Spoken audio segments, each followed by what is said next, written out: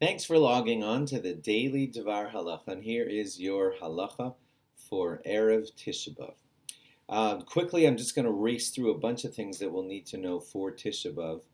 Uh, and I couldn't even say my good morning and usual hello here because we, some of you will be hearing this on Tisha B'av day, and there are no hellos. So that's already your first halacha. Now, here's a quick rundown of some others that you need to know.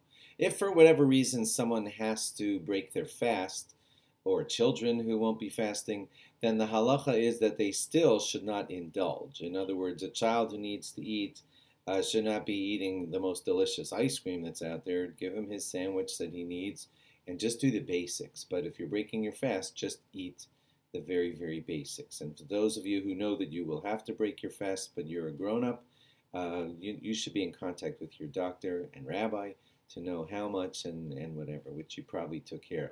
Mouthwash on Tisha B'av morning. Generally, you should try not to use mouthwash on Tisha B'av morning. In Reb Shimon Eider's book, it says, unless you're in great distress. I'm assuming most of you are not in great distress without mouthwash, so please try to do without mouthwash. If there's a daily pill that you have to take, like let's say a blood pressure pill, so then you can swallow it.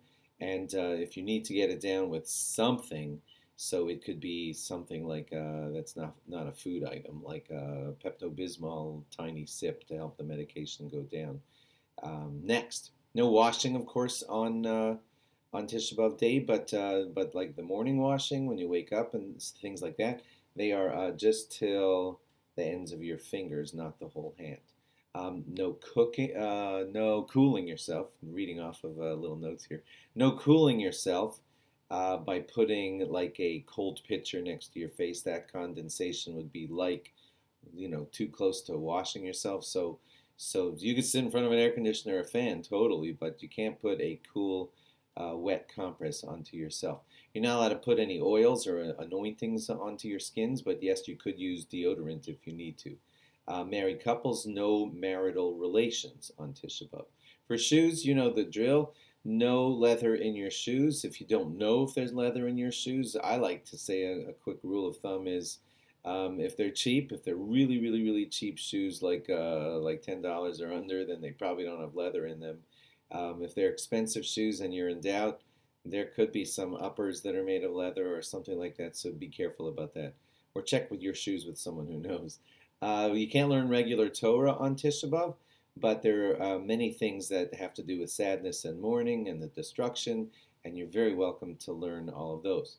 You sit on a low chair until chatzos, until the middle of the day. Low chair means like less than 12 inches off the ground. And chatzos, middle of the day, just by example, we're in Baltimore, that's at 1:13, I think, in the middle of the afternoon. So it would mean the daylight, the middle of the daylight time in your area. So you'd have to assume, if you don't know it, that it's somewhere around 1 in the afternoon. You should try not to go to work. Work that you do on the day of Tisha B'av, it's called that you won't see Simon Bracha from it. It won't be like that successful. So please, please try not to work if at all possible. When you sleep, you should try to sleep in some form of discomfort, like maybe no pillow, or maybe sleeping on the ground, as we discussed in a previous halacha. At Mincha, you'll be making 2 additions in your Shemona Esrei. That's Nachem. We only say that once a year on Tisha B'av and Mincha, and Anenu, like we say on other fast days. If you need to make preparation for the food that you're going to eat after Tisha B'av, well, of course you will have to do a drop of preparing, otherwise it won't be ready for you right away when the fast ends. So you can do a little bit of preparation, but don't do that early in the day. Try to save that for the late afternoon.